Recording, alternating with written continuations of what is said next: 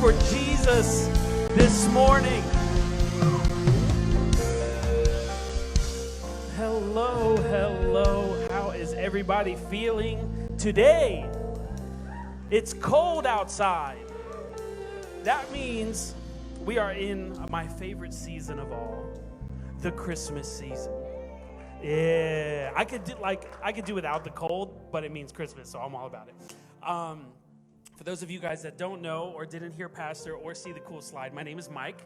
I'm one of the volunteers here. I have had the honor to volunteer and serve here since the opening and serve under Pastor George and Pastor Soma. It has been, they've dealt with a lot, okay, that's all I'm saying. So, specifically just for me. So, Merry Christmas. So we are starting a brand new series here, History, His Story. Those of you guys that can't put it together, His is like Jesus' story. So we're going to be talking about. Little bit about myself. I have a beautiful wife that we are going on 5.5 years of marriage. It has been a fun ride. I've got 2 awesome kids. My daughter turns 5 next month. Next month she turns 5 already. And as I've explained 100 different times, her attitude is like 20 years ahead of her. So like, pray for me, please. My son, he just turned 1 back in October. He is a handful too. So we are healthy, blessed, awesome. So that's just a little bit about me. I want to jump right into it today because, you know, like, I feel like every time I come up here, I say, like, I had a message planned like a week ago. And then all of a sudden, God changed it, right? See, he didn't do me the justice of even having a message planned a week ago. Like, I was like midweek, like, oh my goodness, like, what am I going to do? I've got nothing. Like, God, you got to give me something. And literally all in a day, God was just, bah, bah, bah, bah, bah, bah. Wrecked my whole life. So I really feel like this morning we've come in with some stuff that we're going to leave without. So if you came in with some stuff this morning, whether you realize it or not, you're going to leave lighter today. And not because we have a healthy menu in the back or anything like that. You're going to leave lighter because you're going to be carrying a little less weight by the time you leave here today. So I've titled my message, Bucketless, not bucket list, bucketless, without a bucket. That's right.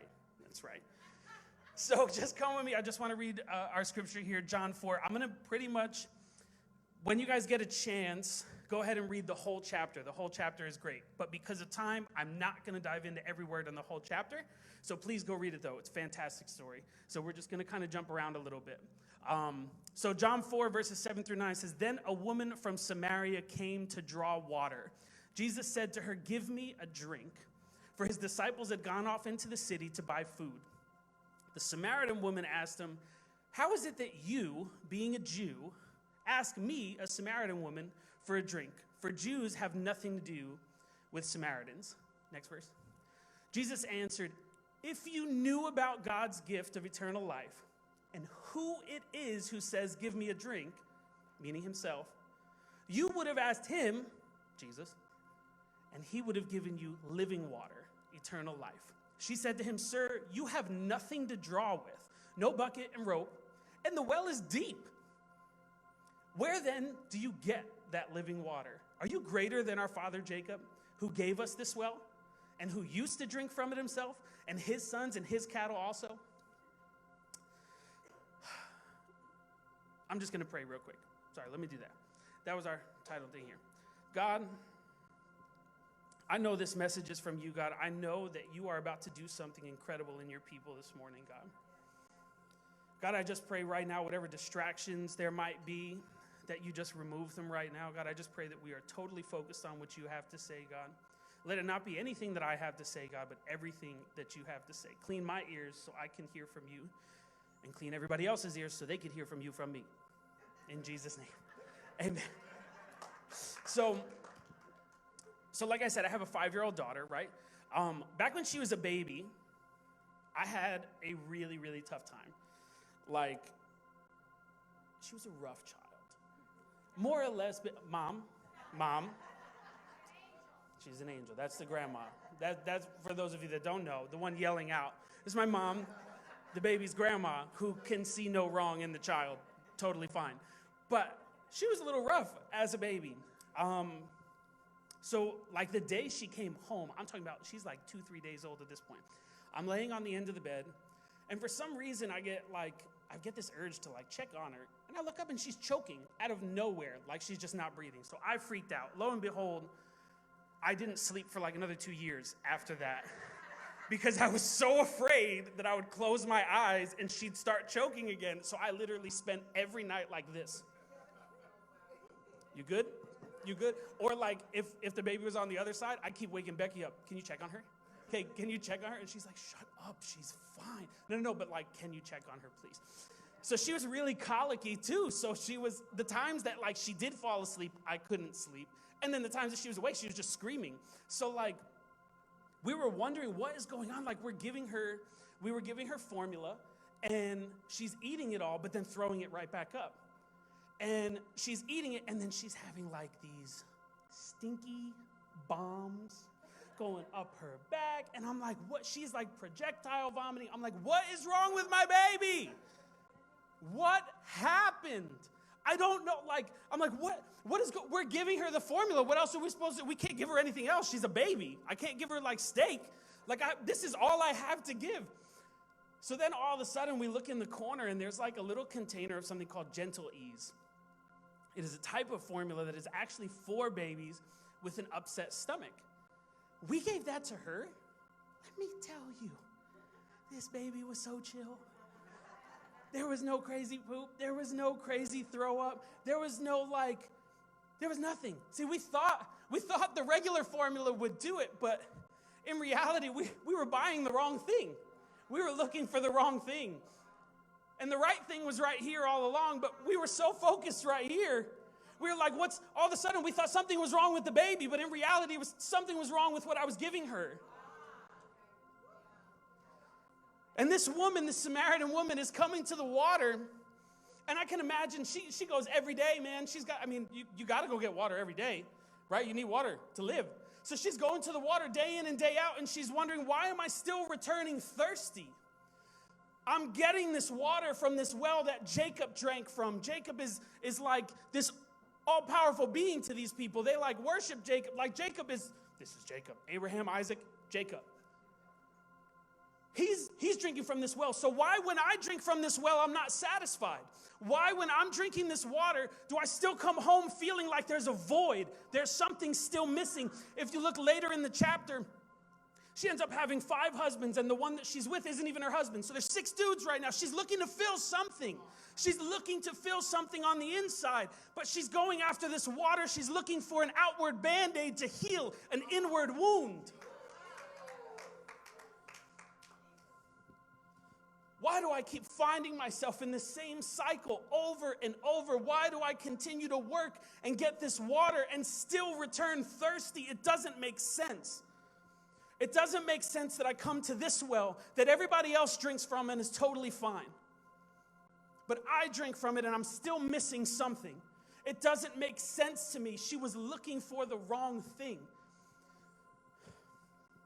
When she sees Jesus, her focus is, hey, you're a Jew, I'm a Samaritan, we aren't supposed to talk. Like, we're not cool. Why are you even asking me anything? She's so focused on the outward thing. And Jesus is trying to focus her on the inward thing. If you only knew what I had. If you only knew what I had for you, and her focus is the water. But this water here, and even when he says that I have water, she's like, but you don't have a bucket. So like, how are you even going to get the water? She's so focused on the outward thing and wondering why the outward thing is not healing what's inside, not filling that void. Have we ever done that? Have you ever been there? Have we ever tried to mask our insecurity and cover our insecurity and rejection with Instagram likes and Instagram followers and YouTube subscribers? Have we ever tried to fill that void with an outward thing? Have we ever tried to cover up loneliness or self-worth by buying everything, by buying the newest thing. Have we ever tried that? I've tried it. I'm not like exempt from all of this just because I'm standing here. Nope. I've tried it. I've tried with the Instagram likes, try to get more likes. But that's because there's something on the inside that's still hurting. There's something on the inside that's missing, and I'm just trying to cover it with some tape. I'm just trying to cover it with a Band-Aid. And newsflash to all of you, if you have an internal bleed, you can put a Band-Aid on your stomach all you want. It's still bleeding inside. There is still a wound bleeding on the inside. So Jesus is trying to tell her, I have what you need. But you're so focused on this outward thing, you're missing it. Sometimes we fall in this cycle where we need this outward reward to validate what's happening on the inside. I contemplated whether I was going to bring this up or not, but I don't like participation trophies. That's me. If you do, I'll pray for you later. Participation trophies for me, they don't do it. And I understand the point of it, right? And it's, you don't want the kids to feel bad. And yeah, but the kid tried their best. I'm just going to let you know something. Put me in a boxing match with Canelo, I could try my best. I'm not winning. Put me in a one-on-one against LeBron James. Doesn't matter if he's 150. I'm not winning. It's not going to happen. Put me in a throwing contest with Tom Brady. Still not winning. I can try my very best, but I'm still not winning. Trying my best and my effort is happening on the inside, and I need a trophy on the outside to validate that for me. I need a trophy on the outside to tell me I tried my best. And that's where we've come in the world, period. We need something on the outside to validate how we feel on the inside. To validate our effort on the inside, we need something on the outside to validate it. We end up needing the outward reward in order to maintain our inward value. And when Jesus says, I have living water, her response was, so you have nothing to draw with, no bucket and no rope. Her response was, he was trying to tell her what he did have, and her counter was what he didn't have. So Jesus' value to her was an outward thing. And based off of what he didn't have on the outside, she couldn't see what he had on the inside. Based off of what she couldn't see in his possession on the outside, she couldn't value or understand what he had for her on the inside. And if we get so wrapped up in these outward rewards to validate our inward feeling, when we lose those, we lose who we are. If I'm having like this worthlessness period and I go ahead and I buy a Mercedes and I buy a $2 million house and I buy, what else is really expensive? I don't spend money on expensive things, so just car and house is all I got. It's like a big Rolex maybe, like a Rolex. I don't know how much they are. But all of a sudden, so what happens when like one day the house burns down, the car loses its transmission, and the Rolex falls down the sewer? That's where your value was, right? You bought all that to fill this void of worthlessness, so now you lost all three of them. Guess what? Now you're feeling worthless again. We're not tackling the actual problem. We're not tackling what's inside. And Jesus says if you only knew who you were talking to, you'd be asking something totally different. You're so focused on the outside. If you knew who you were talking to and what I had for you, your question would change. When you understand who you're talking to and what he has, your questions begin to change. You wouldn't be asking about the outside anymore. You wouldn't be asking about what's in the natural, what's in reality right in front of you. You'd be asking about what the Lord is trying to do in you, what the Lord has to offer in you, because then the outside really doesn't matter. Anything could be going on the outside. As long as the inside is taken care of, you're good. Pastors use this example of like a ding-dong or a yodel and how they come in a wrapping. I could dump mud on the wrapping and anything can happen on the outside. But once I open the wrapping, everything inside is still clean. So anything, as long as the inside is taken care of, as long as the inside is the focus, doesn't matter what happens on the outside, it's taken care of. And later on in the conversation, she starts to get like this, a little bit of understanding, right? And she's like, go to verse 19 for me. Woman said to him, "Sir, I see that you're a prophet. Our fathers worshipped on this mountain, but you Jews say that the place where one ought to worship is in Jerusalem at the temple." So she recognizes, all right, I see you're a prophet. She's starting to understand who he is, but her question still hasn't changed. If you look here, her question is an outward question. Her question is, where should we worship? See, our fathers worshipped on the mountain, but you guys say we should worship in a temple. And in verse 23, part of Jesus' response, he goes, "But a time is coming and is already here when the true worshipers will worship the Father in spirit, from the heart, the inner self, and in truth. For the Father seeks such people to be his worshipers."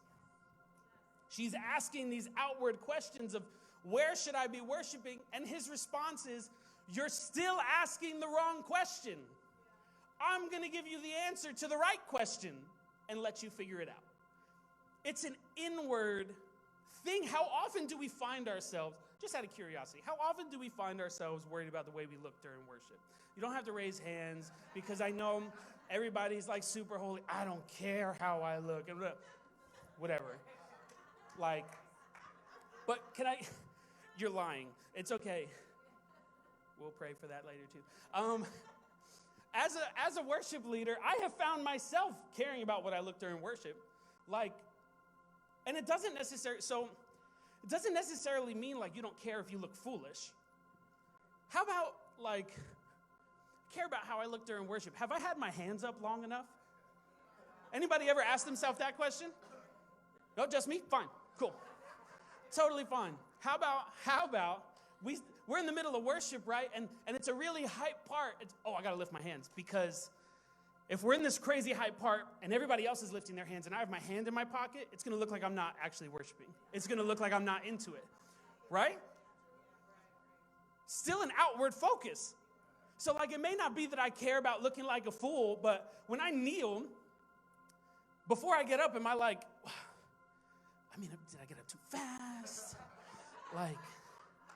Does it make it look like I was looking for attention?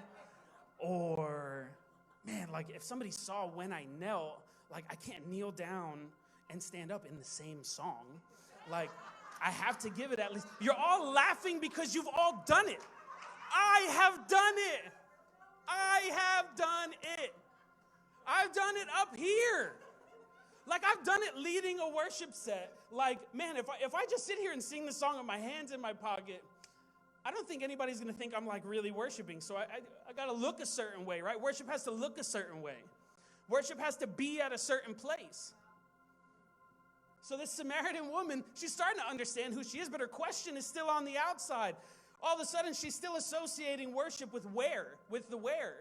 She's still associating the worship with the how. But what Jesus is saying, there's coming a time when true worship is coming forward in spirit and in truth. And as you can see, in spirit, from the heart, the inner self, the truth is the reality. All of the sudden, there's coming a time, and is already here, when true worshipers are going to worship from the inside out. And what the Lord is doing on the inside, in spirit, from the heart, from the inner self, is going to start reflecting on the outside in our worship.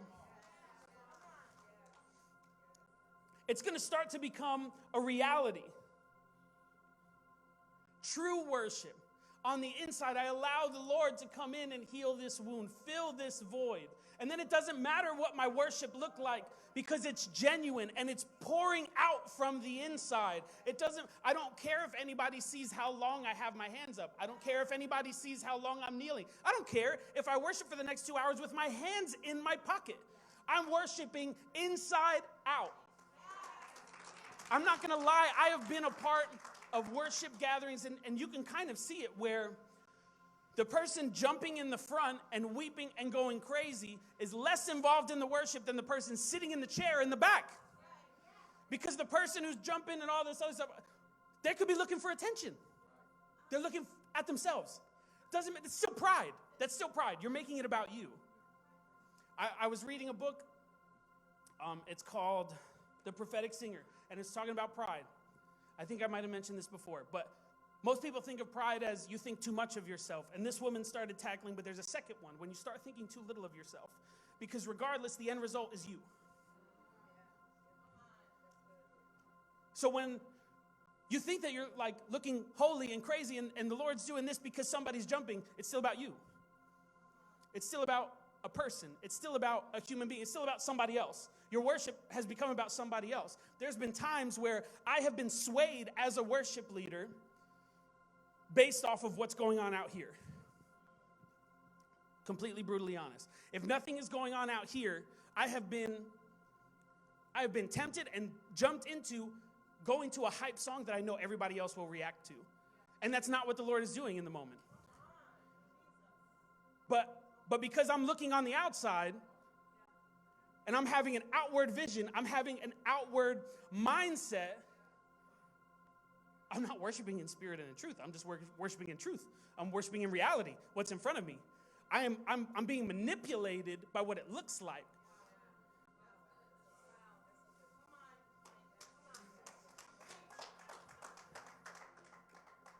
So when you start to understand who you're talking to, the right questions start to get asked.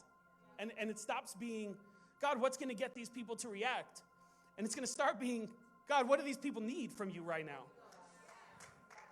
God, what do the hearts of these people need right now? I could care less if anybody here lifts their hands and screams during worship. I've gotten to that point in my life. It took a long time. It was years that I was manipulated by what was going on out here. It took years. And there are still times where I get tempted to do that, quite frankly. But when you're worshiping in spirit and in truth, you're looking at the inside first and allowing the outside to be changed by that, not by you. If I start manipulating the room with a certain song, then it's the outside changing the outside. It's a scar trying to heal a scar. That doesn't work. If there's an inward bleed, it's got to be tackled on the inside first. And if there is internal bleeding, I don't know if you guys know this, if there's internal bleeding, you start to get a bruise. So you might see it on the outside, but if you bandage that bruise, the bleeding is still happening. So rather than looking on the outside, we need to be focused on the inside. Lord, what do the hearts need? What do your people need to hear from you? What are you trying to say to them right now? Are their spirits feeling tired? Like, are they feeling hurt? Do they need a father right now? Do they need to hear about the Father's love? Or do they need to remind their spirit that you're holy? Do they need strength? Wouldn't be able to hear any of that if you're just focused on what's happening on the outside. That's why I love Matrix, by the way. Like, Pastor George got it right. He got it. He hit it on the head. He hit the nail on the head. Pastor George, Pastor Rowe, Pastor Almery, like their entire focus with Matrix when they're teaching is to tackle the inside. And at first, even when it was pitched to me, I'm like, all right, this is a little weird, but okay, like, I'll do it. Whatever, Pastor, if that's what you want, we'll do it. That's fine. He had made it, so I'm gonna be open real quick. He made it a requirement for the worship team, right? And literally out of spite, I didn't do it. I was like, nah. He took me right off the worship team, so took me right off. He was like, that's fine, you don't want to go? Let me know when you're ready to go. And we'll get you back. Took me right off. I was like, well, excuse me. Right? But like, then after going through it, it all begins to like make sense. There was a lot of like characteristics about me that I wasn't a huge fan of, that like to excuse or to validate, like I blame my dad for. Like, these are just qualities I inherited, right? These are just qualities that I inherited from him. That's it. Like, it is the way it is. But the Lord gave Pastor this revelation of, yeah, people think it is what it is, but it's not. Like, it's not. And the more you settle into it is what it is, the more the it is going to take over you. So the revelation that they have of tackling the inside has begun to reflect the outside, and I can feel it in myself. I can feel it in myself. Tackling the inside has turned me into a different person. It wasn't that those qualities still haven't been passed down. I went to the root. I went to the inside. I plugged out what was giving it life, and then it died. On the inside. On the inside. So later on throughout this conversation, we'll go to verse 27 and 28. This Samaritan woman has now totally come to a realization of who Jesus is, right? Just then his disciples came. So once she realizes what's going on, the disciples came. And they were surprised to find him talking with this woman because she was Samaritan, they were Jews. No one said, what are you asking about, or why are you talking to her? Then, this is big, get ready. The woman left her water jar and went into the city and began telling the people. She left her water jar. Some of y'all don't get it yet, and you will in about, just give me a minute. She left her water jar. The very thing that she thought at one point in time was going to fill this void. The very thing that she spent every day filling with natural water. The very thing that represented her outward view, this water jar, she left it. The very thing that on the outside this woman thought was sustaining her and keeping her going, she left. She left what was in front of her to pursue what was now inside of her. She left the very bucket. The whole reason she's here, the whole reason, quite frankly, she's relevant in this Bible is that bucket. She left it. My favorite thing that I realized in this, she didn't have to be told to leave the bucket. She did not have to be told, leave the bucket. You watch throughout Jesus' life when he does a healing or he does a miracle, most times he ends it with an instruction. Go and sin no more. Pick up your mat and walk. Go tell so-and-so what you see. Not a single instruction was given to this woman. But what she realized on the inside led her to leave her bucket at the well. Drop what she has been holding on to. Drop what she has been giving value to and importance to. And go do what she's now called to do. She didn't have to be told the inside. Change the outside. If you come with me to Matthew 10. Whoever finds their life will lose it, and whoever loses their life for my sake will find it. This woman's life is represented in that jar, that water jar. She could have held on to the outside. She had the opportunity. Like I said, she was never told to drop it. She was never told to leave it. She came there for water. Clearly, she was thirsty. She came there for water. Clearly, she didn't have any water back home. She needed a refill. So she could have held on to what she needed in the natural, or what she thought she needed in the natural. But instead, she gave it up. Whoever loses their life for my sake, she left what she thought she needed in the natural because he impacted what was on the inside. While I was coming here, I started thinking about like sutures and stuff like that. And when you're like covering like an internal bleed and stuff like that, you suture it for the most part, which is like sewing. And the Lord kind of like showed me this thing, and it wrecked me. So you could cover it with a Band-Aid and hope that like new skin grows and that it does whatever. But what a suture does, takes one side of the cut, takes the other side of cut. It goes from the beginning of your wound to the end of your wound, gets on the inside, and then squeezes and brings it back together. It closes the gap that the beginning of the wound and the end of the wound created.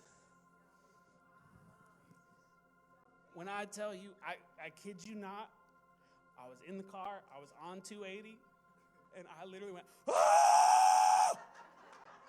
I was hit. He takes, some of our gaps from our wounds are a little longer than others. So that wound that you have from 7 years old to 28, he takes from the beginning of the wound at 7 to the end at 28, and he closes the gap. No more bleed, no more scar, no more scabbing, none of it. He goes from the beginning, from right when the hurt started, right from the beginning, to right now, this right here this morning, when you're realizing that this cut is bleeding too much. It's starting to bleed on my clothes. It's starting to bleed on the outside. People are starting to ask questions because they can see the blood now. People are starting to ask, what happened? The Lord is saying, I want to go. I'm here. I've been waiting. Literally, it's in place. I have the needle on one end. I have the needle on the other end. Just tell me when, and I will close this gap. Just leave your jar. Take off that Band-Aid. Take off the gauze. Because that's not going to do it. That's just temporary. You tell me when, and I promise you I'm going to close the gap. It's going to be as if this cut never happened. And it's going to be confusing. I have a scar on my arm. I'm going to save you the gory details. I have a scar on my arm. Just, it is what it is. And I look at it every once in a while. And when I look at it, sometimes I think about how much pain I was in before it healed up. And the Lord was like, yeah, you look at it, and then you think, I'm so glad I never have to feel that again. I'm so glad I don't have to go through that again. So this morning, can I get the worship team up? I wanted to make this quick because I want to leave time for you to kind of have a moment with the Lord. But I really wanted to keep your attention through this whole thing because I believe the Lord gave this to me from beginning to end, every little bit of it. I believe he's speaking to people specifically right now. The Lord just wants to close the gap on that for you. He wants you to see it doesn't have to bleed anymore. Like, I want you to be able to look back and be like, yeah, I don't have to feel that anymore. Like, are you ready to leave your bucket behind this morning? Can you guys stand, please? The question I want to ask is, are you ready to leave your bucket behind? This bucket brought comfort to this woman. She knew that as long as she had her bucket, she could get water. She knew that as long as she had her rope, she could get water. And as long as she could get water, she wouldn't go thirsty. Are you willing to leave that comfort behind for a second? The thing that you've grown used to and that you thought has been sustaining you all this time on the outside, outward sustainment is only temporary. What he wants to fill on the inside, it just kind of keeps coming. Like the one song says, your love will not run empty. Your love is a well that will never run dry.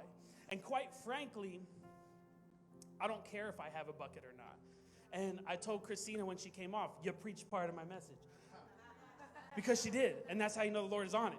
Because I'm telling you this, I don't care about a bucket and rope. You tell me living water is down there. If I'm thirsty enough, I'm jumping. If I'm thirsty enough, I'm in there. Like she was saying, if you're in the desert, if you're hot enough, you're jumping in. You can tell if the Lord comes out or pastor's like, listen, there's treasure right underneath this. I know I put it there. There's treasure there. I don't care if I have a shovel. I'm bare hands. I'm punching through this. I'm going after it. Are you ready to do that this morning? Are you ready to leave here bucketless? Are you ready to let go of everything you've been holding on to just for Him and allow Him to fill you with what you need? Because once He fills you with what you need, you won't run dry. And I'm not saying seasons won't come where you feel like you're tired or whatever. No. Feeling like it is totally different than actually being dry. Feeling dry, that's a season. That's an outward thing. But actually being dry on the inside, it'll never happen. It could never happen. So this morning, I believe the Lord wants us to remove that outward Band-Aid. And the Lord wants to get in and sew up the gap that wound has caused. Whether it's, sometimes these wounds, they cause personality issues, they cause emotional issues, they cause us to dislike certain people, they cause us to react certain ways. And because Pastor said something like my dad would, now I'm mad at Pastor. Like, he didn't even do nothing, bro. But because of a wound that I didn't close up on the inside, he has no idea, but I don't like him now. Because of a wound that I allowed to stay open. Because of a wound, because I decided to hold on to my bucket. I decided to hold on to my bucket and not let it go. So if you're ready to leave your bucket at the well this morning and go on pursuing what the Lord is trying to put inside of you instead, I'd like for you to come forward because I want to pray for you. If you don't feel comfortable coming forward, you can stay in your seat because, quite frankly, Jesus is everywhere. Like, He's in this room. It's totally filled and ready to go. But I firmly believe, thank you. I firmly believe that when you step forward, you are showing an act of faith, a physical act of faith, saying, I'm going to step out of my comfort zone. I'm going to step out of what I'm familiar with, and I'm just going to come forward and allow you to do what you have to do.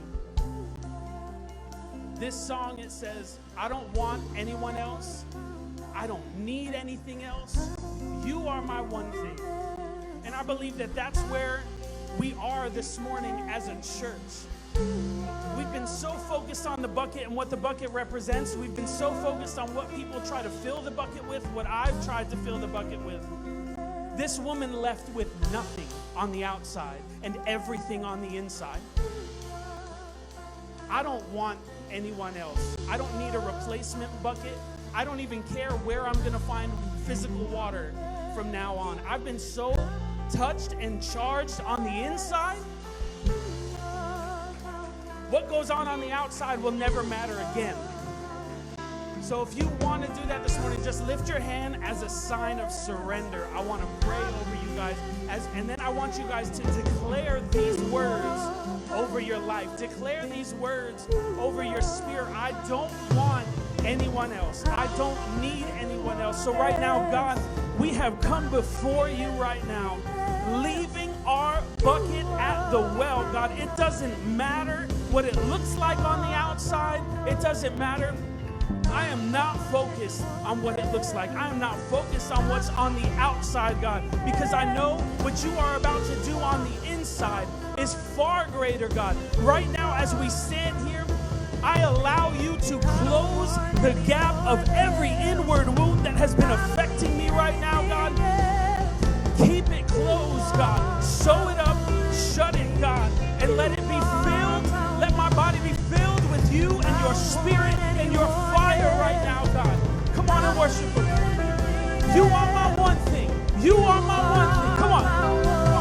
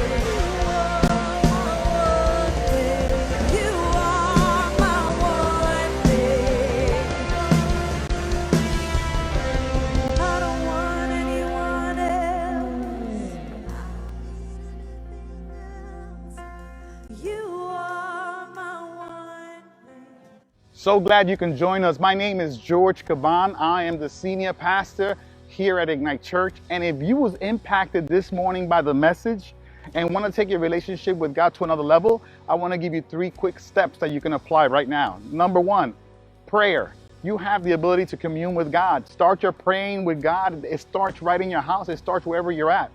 Number 2, come visit us. We will love to meet you in person and you get to see other community of believers. It's something awesome, and the synergy is crazy when you're in one mind and one language. And so experience what it looks like to be in person. And number 3, join Growth Track. What is Growth Track, George? Okay, Growth Track is where you get to hang out with me for an hour and I get to share the heart of the church, how we started, where we're going, what God is doing, and how you could be part of what God is doing. And so I'm so excited to meet you. Can't wait to see you. Be blessed.